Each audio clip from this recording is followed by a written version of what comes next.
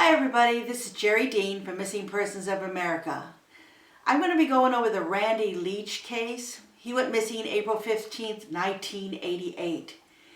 And I have run across a lot of different information about the case and something I think that really should be looked at closely. So we'll go over that in just a minute.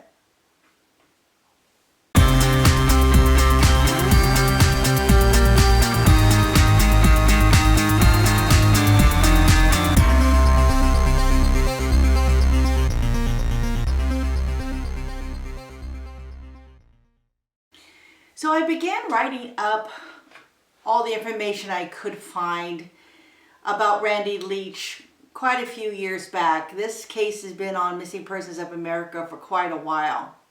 And basically, we're talking about a young man who went to a party in Kansas on April 15th, 1988.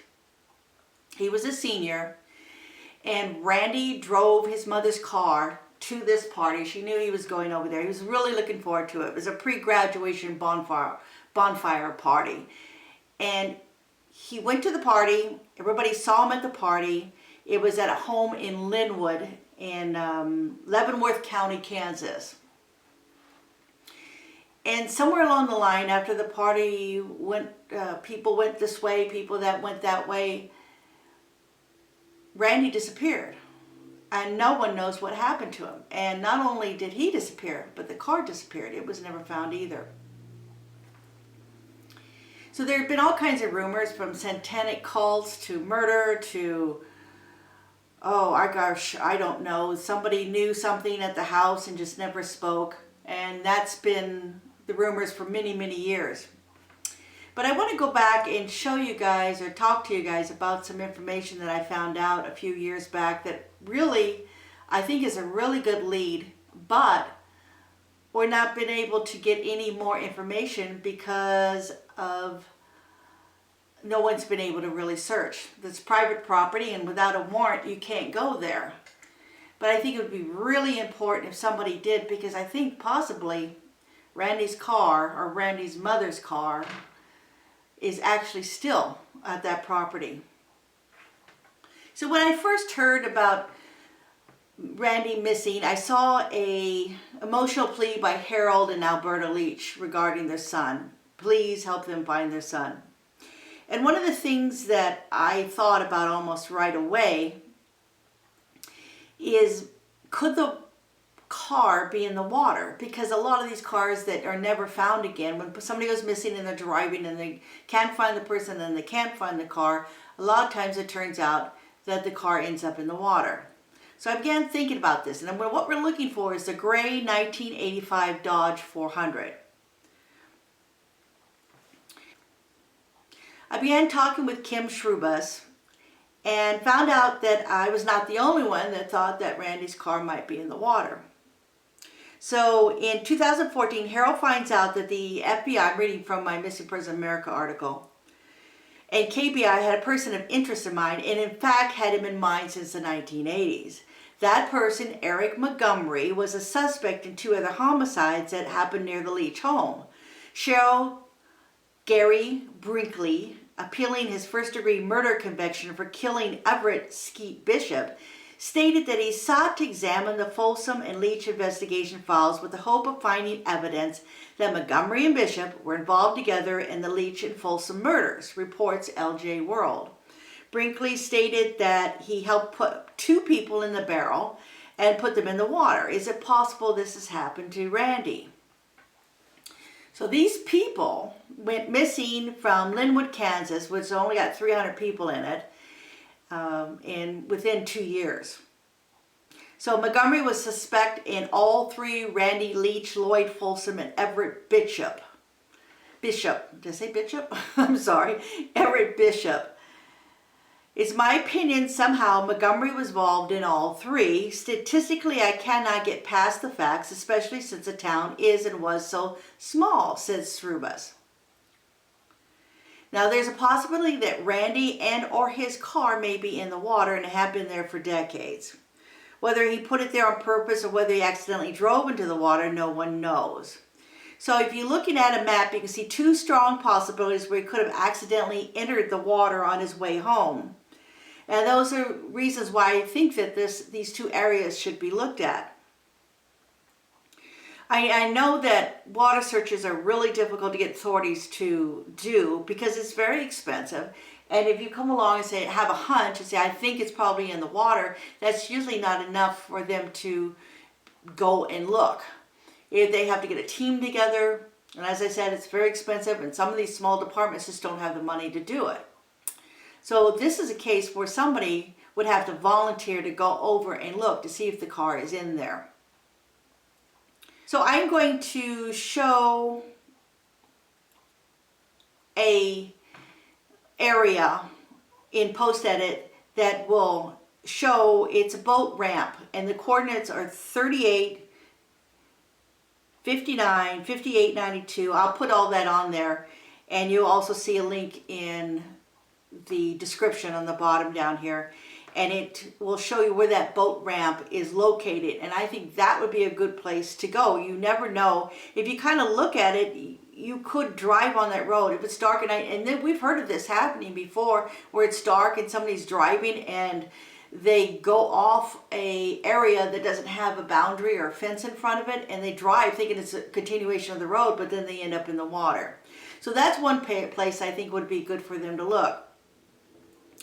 And then as time went on, I kind of went on and did other stories, and then I got contacted.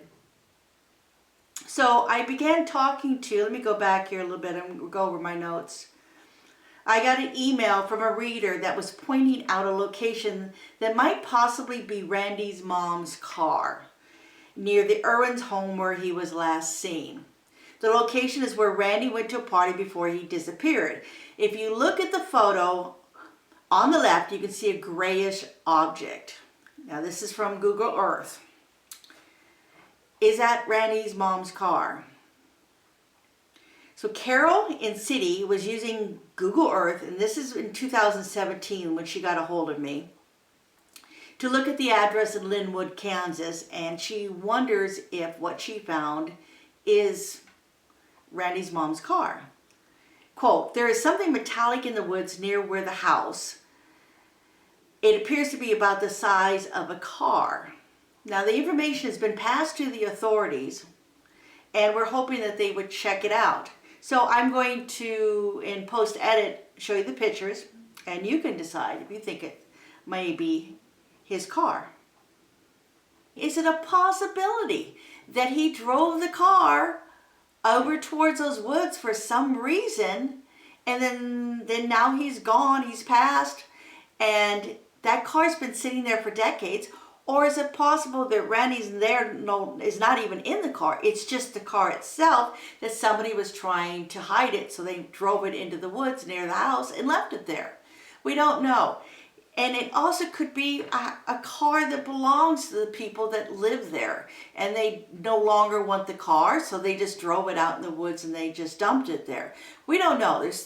There's many possibilities of what may have happened there, but you can't help but wonder. The only thing is, you can't just walk up there and go look at the license plate of the car and find out what's going on, because it's private property, and the police can't do it either because they have to get a warrant, or they got to get approval from somebody, and from the people that own the property. And if they don't get the approval, or if they don't get a warrant, and they got to have just cause to go on there, then that car is just going to sit out in the woods next to that house for years and years, until maybe, hopefully, one day somebody is able to go look at it and see the license plate and see possibility if it is Randy's mom's car or not. Now also, she also continued to look, and over by West 83rd Street in DeSoto, Kansas, you can definitely see a vehicle parked in the middle of the woods. There's no doubt that's what it is. And it definitely is a car. As you look in the photos and post edit, should be seeing them right now, you'll see that is definitely a car. It's in the woods. Is it a car? And we have yet to know if anybody has gone over there to check it out. I'm telling you, if I was in Kansas, I certainly would be checking it out. All you'd have to do is get the license plate and we could figure out if this is her car. So take a look at the photos that I've shown you. I will also, you can go to Missing Persons of America and find the article that I wrote, Could the Body and Car of Missing Randy Leach Be in the Water? And I first began writing in 2016. And here we are now, and I haven't really gotten anything new or any more new information. But I do think that those photos are proof that there's a car there, and it really should be checked out to see if it has anything to do with Randy Leach. And that is about it for today. So I appreciate you guys listening. Don't forget to subscribe. And I'm going to keep pushing out these posts from Missing Persons of America and going over a lot of these stories that I've written in the past, so you guys can review them and look at them and be reminded that these people are still missing. So thanks again for watching, and we'll see you again. Bye-bye.